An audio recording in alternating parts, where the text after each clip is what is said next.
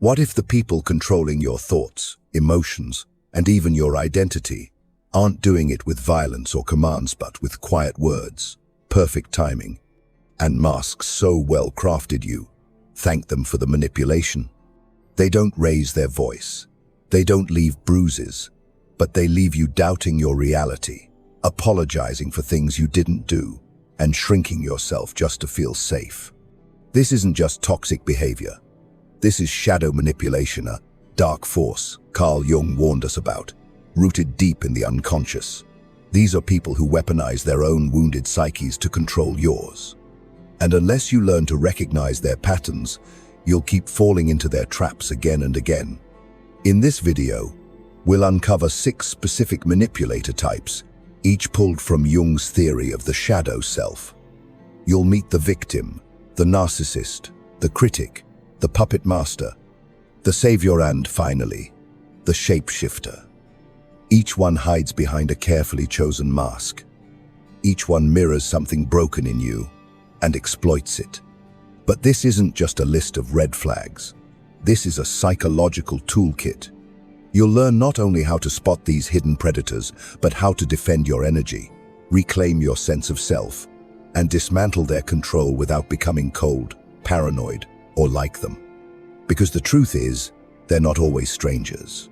Sometimes they're friends, lovers, family, or even your past self. By the end of this video, you'll stop asking, "Why do they keep doing this to me?" and start asking, "Why did I let them?" Let's begin. They don't wear warning signs, just smiles. Some of the most dangerous people in your life aren't screaming, toxic storms. They're the calm ones, the agreeable ones, the helpers. The people who seem supportive, but drain you quietly. Carl Jung warned us. The threat isn't always loud. It's subtle, polished, and disguised. These people don't walk in as villains. They walk in as friends, lovers, mentors. And by the time you notice the damage, your soul's already been rearranged. Charm is the perfect camouflage. These hidden manipulators don't just lie to you, they make you feel seen. They reflect your values, echo your beliefs, and mirror your wounds.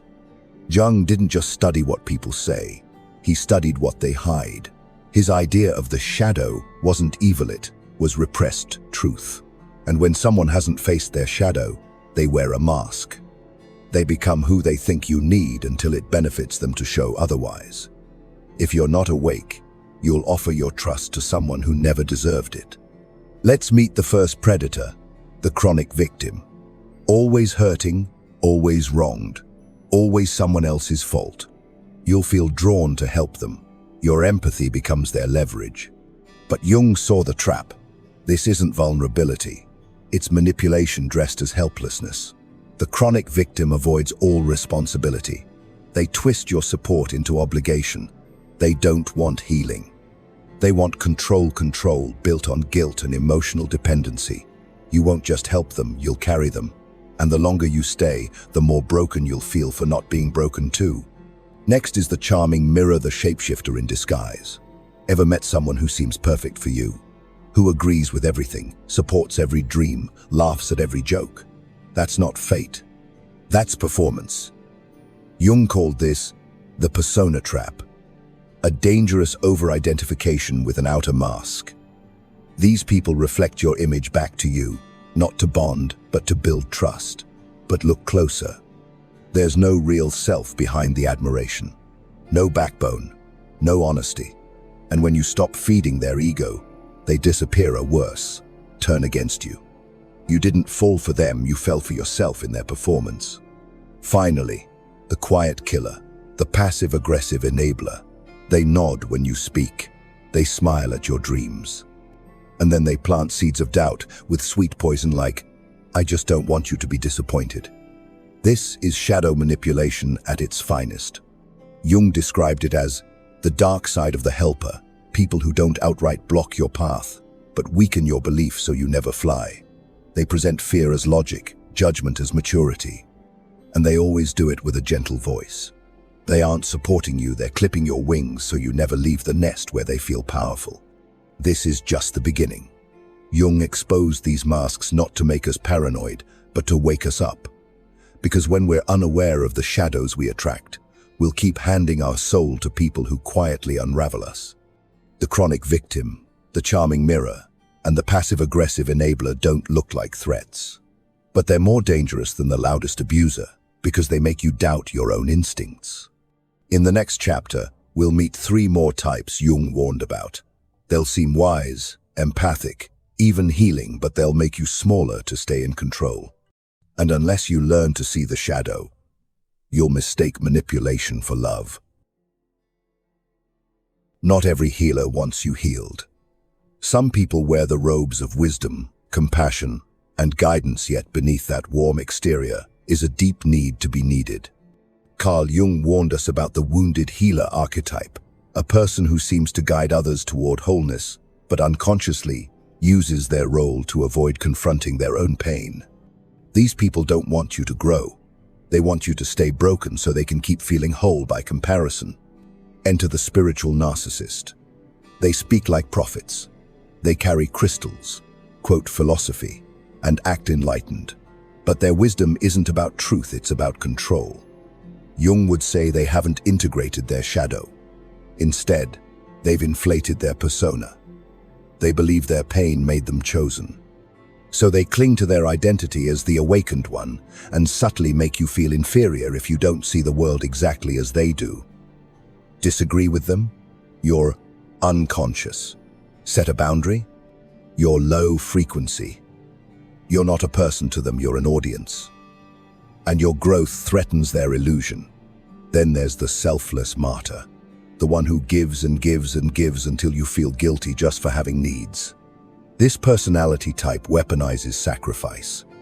They do everything for you, but keep a running emotional ledger. And when you fail to meet their unspoken expectations, they implode, not with rage, but with disappointment.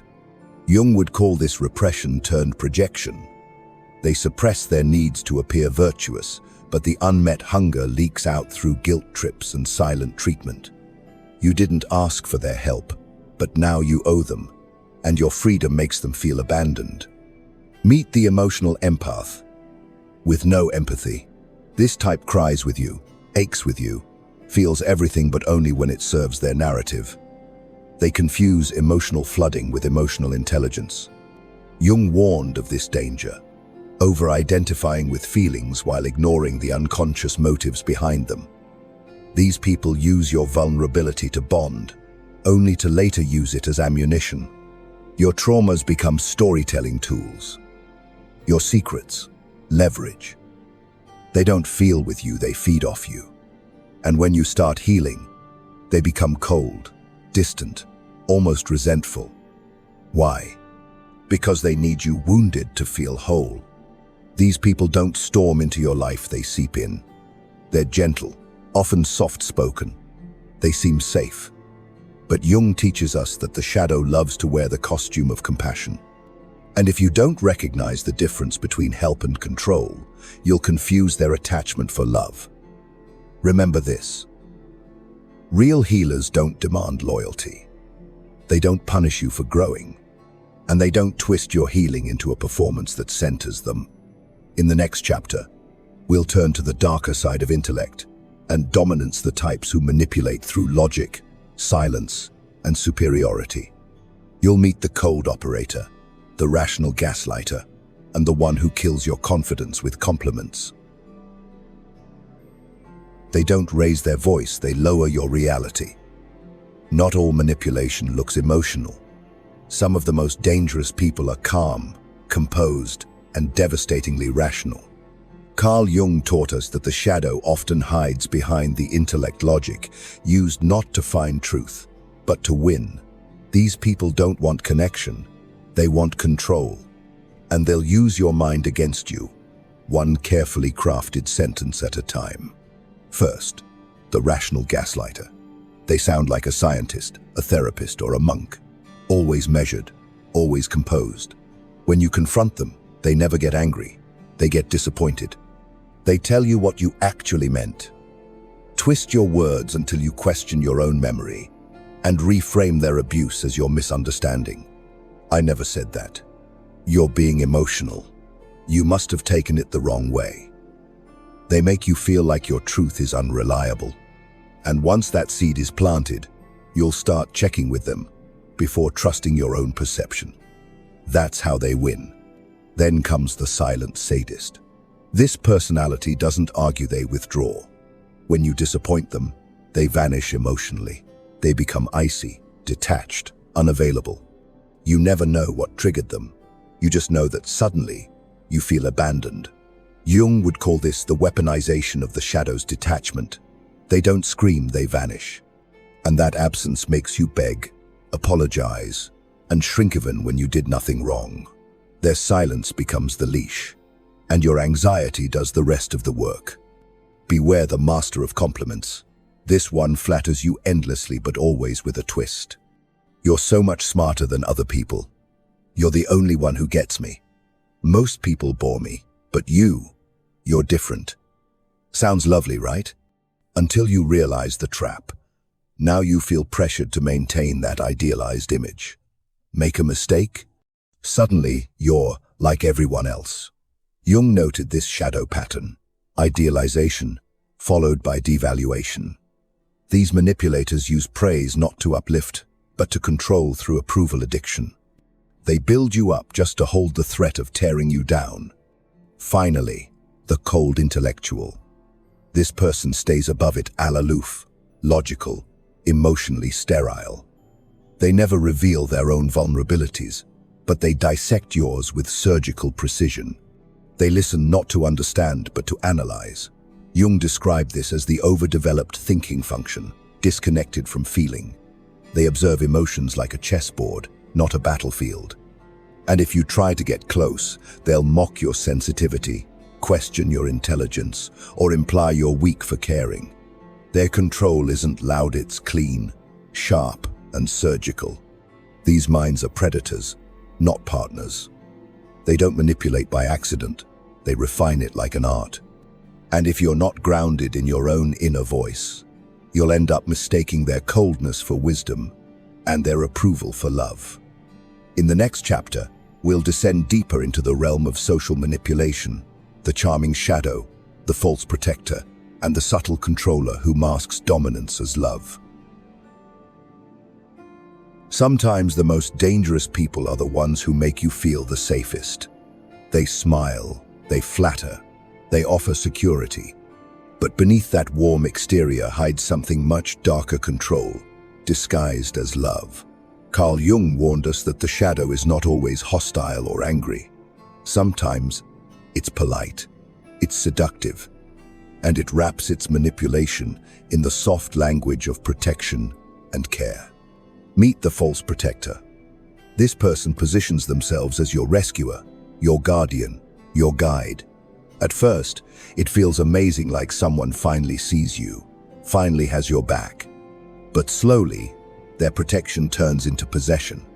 They discourage your independence for your safety. They make decisions because they know what's best. They frame your confidence as arrogance and your doubt as a reason you need them even more. Jung saw this as the overparenting shadow, where love becomes control and care becomes captivity. Then there's the charming vampire.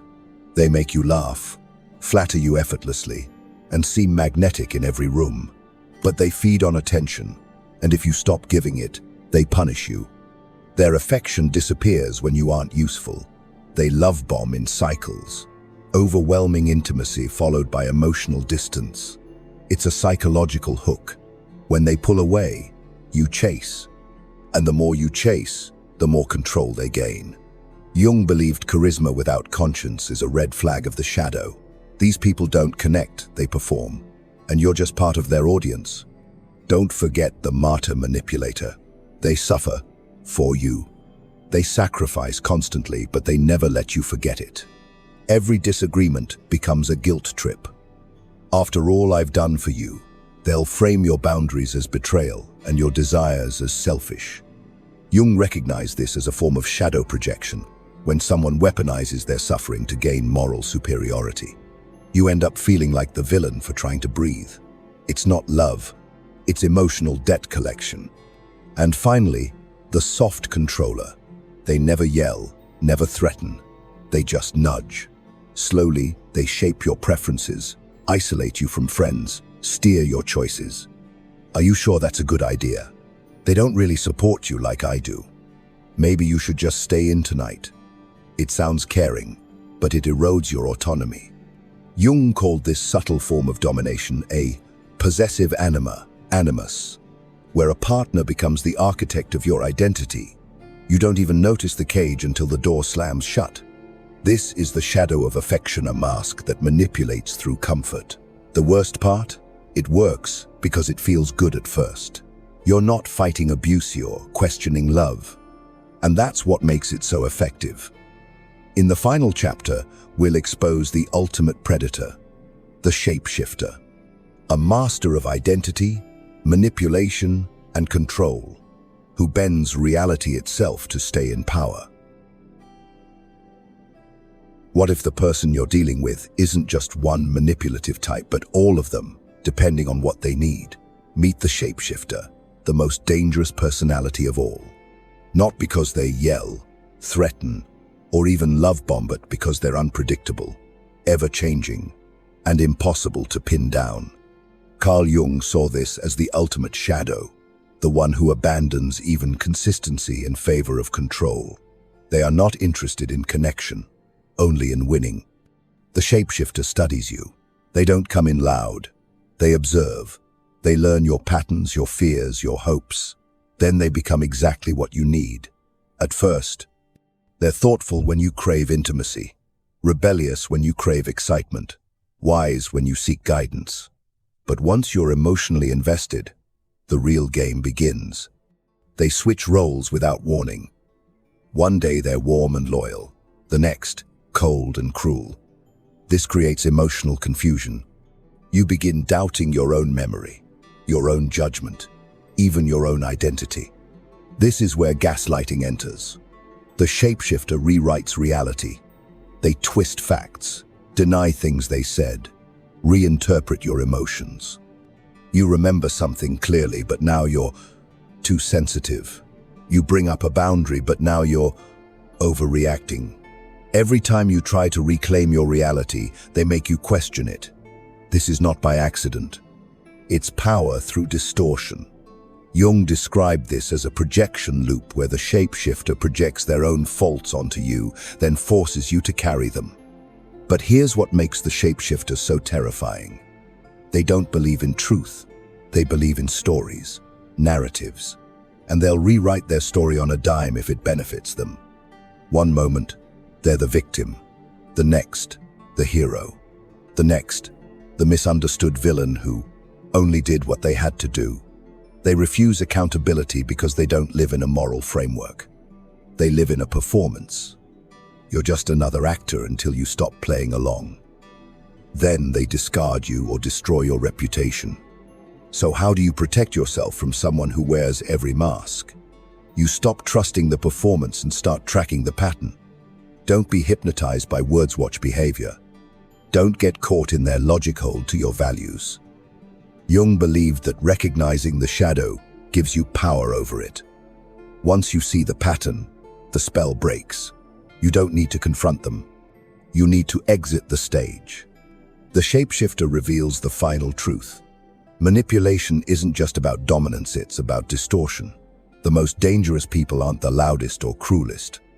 They're the ones who make you question your own reflection. The shadow doesn't always come to destroy you, it comes to rewrite you. But now, you've seen it, and what you see, you can no longer be controlled by.